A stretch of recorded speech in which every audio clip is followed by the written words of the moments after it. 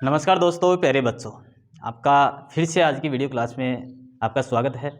और आज हम पढ़ने जा रहे हैं कक्षा 12 और कक्षा 12 की बुक जो राजनीति विज्ञान की जो सेकंड बुक है अपनी, उस सेकंड बुक में पहला चैप्टर है राष्ट्र निर्माण की चुनौतियां। और उसी राष्ट्र निर्माण की चुनौतियों की हम बात करने वाले हैं, क्योंकि जो पहले हमने इससे पहले 2 वीडियो अपलोड किए थे, या उन 2 वीडियो सेशन में हमने ये पढ़ लिया था कि जो भारत और पाकिस्तान था उसके समय में ऐसी कौन सी चुनौतियाँ थी राष्ट्र निर्माण के लिए भारत के सामने। तो चुनौतियाँ थी, 3 प्रकार की चुनौतियाँ हमने पढ़ी थी। तो किस प्रकार की वो चुनौतियाँ थी, क्योंकि उनको एक करने की एक बड़ी समस्या ये थी, क्योंकि पाकिस्तान तो अलग हो रहा था और उस समय एक जैसे हम बात करें पश्चिम बंगाल की या इसकी इधर बात करें हम पंजाब की, तो इनको मिलाना भी एक बहुत कठिन हो रहा था। तो इनके साथ साथ एक ऐसी रियासत भी थी जो मिलाने के लिए हम तत्पर रहे। सरदार वल्लभ भाई पटेल जी ने बहुत प्रयास किया था हैदराबाद को मिलाने को, अंत में मिलाया भी 1948 में। 17 सितंबर 1948 को इसको मिला लिया गया था। लेकिन इससे पहले हम बात करें तो इसमें ऐसी क्या घटना घटी जिसको हैदराबाद नहीं मिलना चाहता था। सरदार वल्लभ भाई पटेल जी इस हैदराबाद को ये भी कह रहे थे कि ये भारत के पेट का क्या है, एक कैंसर माना जाता है। तो ऐसी एक कैंसर मानी जाने वाली रियासत कौन सी थी? हैदराबाद की रियासत। तो उसकी हम बात करने वाले हैं तीसरे पार्ट में, क्योंकि हमने उससे पहले 2 पार्ट बना लिए थे। अब तीसरा पार्ट है अपना हैदराबाद का विलय। तो राष्ट्र निर्माण की चुनौतियां, राष्ट्र निर्माण की प्रमुख चुनौतियां।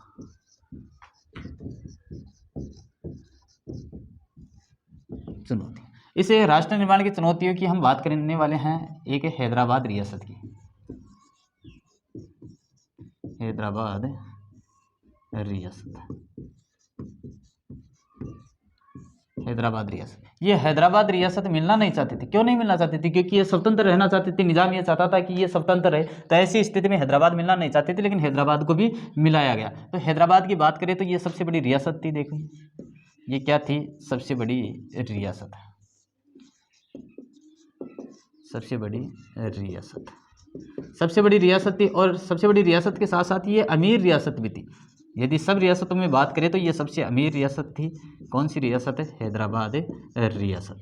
हैदराबाद रियासत में जो बात करें, हैदराबाद रियासत में कौन था? तो कौन था वहाँ पर? निजाम था। निजाम भी कौन से नंबर का था? 7वें नंबर का।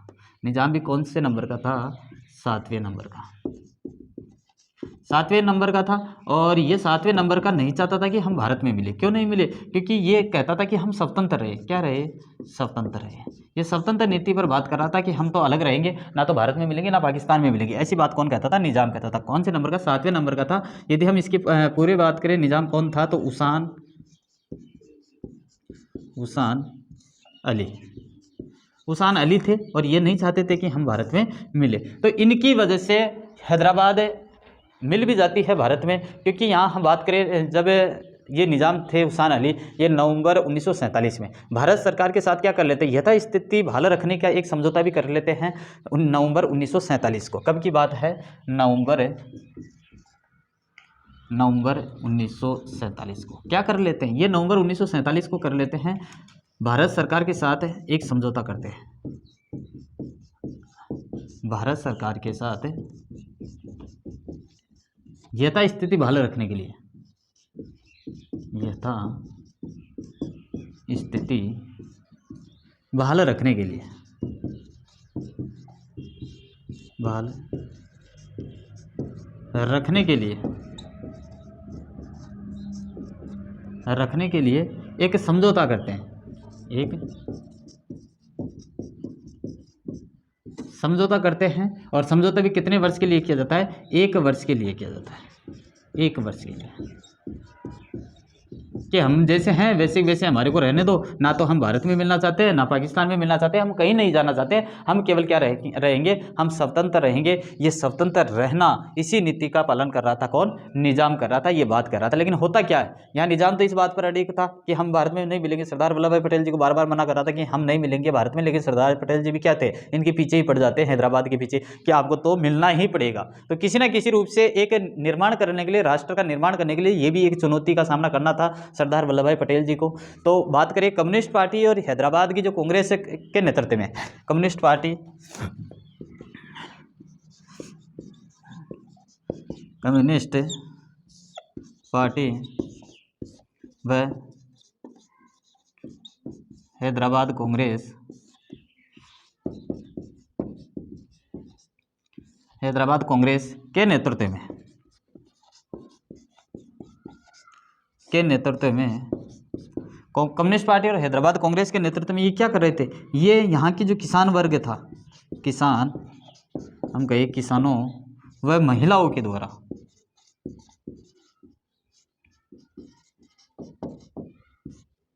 महिलाओं के द्वारा यहाँ आंदोलन शुरू हो जाते हैं। महिलाओं के द्वारा आंदोलन शुरू होते हैं। किसके खिलाफ होते हैं? ये होते हैं निज़ाम के खिलाफ शुरू होते हैं। किसके खिलाफ? निज़ाम के खिलाफ। ये कह रहे थे हम निज़ाम की बात नहीं मानेंगे,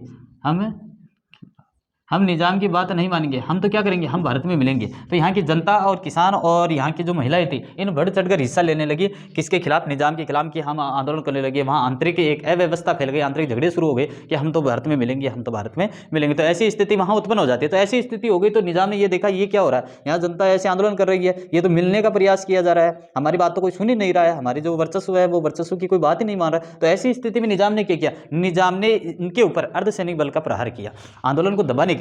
कौन से आंदोलन को? किसानों और महिलाओं के द्वारा जो आंदोलन किया जा रहा था, इस आंदोलन को दबाने के लिए,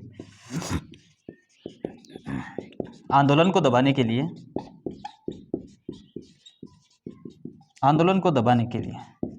निजाम ने क्या कार्रवाई की? यहाँ के जो अर्धसैनिक थे, आंदोलन को दबाने के लिए अर्धसैनिक बल का प्रयोग किया, जिनको कहा जाता था रजाकार। अर्धसैनिक बल का मतलब क्या होता है? यहाँ जो 13 मिलिट्री फोर्स थे, 13 मिलिट्री फोर्स, इसके द्वारा इस आंदोलन को दबाने के लिए यहाँ 13 मिलिट्री फोर्स भेजी गई और इस आंदोलन को दबाने का प्रयास किया गया। तो जब इन आंदोलन को दबाने का प्रयास किया गया, 13 मिलिट्री फोर्स थी या 13 मिलिट्री फोर्स बटालियन के द्वारा इस आंदोलन को जब दबाने का प्रयास किया गया, तो यहाँ निज़ाम के खिलाफ भारत सरकार के द्वारा भी इनके ऊपर ऐसा दबाव बनाया गया कि यहाँ 13 मिलिट्री फोर्स, जब किसानों ने बढ़ चढ़कर इसमें हिस्सा लेने लगा तो किसानों का साथ देने के लिए भारत सरकार ने भी इनका सहयोग किया, इन किसानों और महिलाओं का। तो 13 सितंबर 1948 की हम बात करें, 13 सितंबर 1948, इस दिन क्या होता है? इस दिन ये होता है, यहाँ ये आंदोलन बहुत तीव्र गति से फैल जाता है। ये इन 13 मिलिट्री फोर्स की यहाँ ये नहीं रोक सके इस आंदोलन को, तो इस कारण से 13 सितंबर 1948 को भारत सरकार द्वारा यहाँ पर सैन्य कार्रवाई की गई। भारत सरकार द्वारा क्या की गई? सैन्य कार्रवाई। भारत सरकार द्वारा सैन्य कार्रवाई, यहाँ कार्यवाही की गई किसके ऊपर? इस निजाम के खिलाफ सैन्य कार्रवाई की गई। और क्या हुआ? जैसे सैन्य कार्रवाई की गई, यहाँ का निजाम आत्मसमर्पण कर देता है। पुलिस से द्वारा इसको दबाने का प्रयास किया गया भारत सरकार द्वारा, और जैसे ये काम किया गया तो यहाँ का निजाम क्या करता है? यहाँ निजाम आत्मसमर्पण कर देता है। निजाम आत्मसमर्पण कर देता है, आत्मसमर्पण कर देता है निजाम घुटने टेक देता है कि नहीं, मैं भी इस किसानों के साथ हूँ। तो ऐसी स्थिति में निजाम जैसे आत्मसमर्पण करता है, मजबूर हो जाता है, तो ऐसी स्थिति में भारत सरकार का जो विलय पत्र था, इंस्ट्रूमेंट, उस पर क्या करते हैं? ये हस्ताक्षर कर देते हैं। भारत में जो विलय पत्र था, जो रियासतों को मिलाने का जो विलय पत्र था, इंस्ट्रूमेंट भारत सरकार का, उस भारत सरकार के विलय पत्र पर क्या करता है? ये हस्ताक्षर करता है और उसी दिन से ये भारत में मिल जाता है। तो ये था हैदराबाद, और हैदराबाद की एक रियासत है, ये रियासत मिलना नहीं चाहते थे, लेकिन अंत में क्या होता है? मिल जाता है। तो एक चीज़ आपको ये भी ध्यान में रखनी है, सरदार वल्लभ भाई पटेल जी, जो इसको क्या कहते हैं? भारत के पेट का कैंसर कहते हैं। भारत के पेट का कैंसर कौन कहते हैं? तो ये चीज़ ध्यान में रखना, पटेल जी कहते हैं। सरदार पटेल जी ये बात कहते हैं किसको? हैदराबाद को। कैंसर कहने वाली एक रियासत, इतनी बड़ी रियासत, अमीर रियासत, इसको ऐसे मिलाया गया था किसमें? राष्ट्र निर्माण में शामिल किया गया था। तो आज की जो वीडियो क्लास लगी वो आपको अच्छी लगी होगी। मैं उम्मीद करता हूँ कि आप ज़्यादा से ज़्यादा इस वीडियो को शेयर व सब्सक्राइब करें। जय हिंद, जय भारत।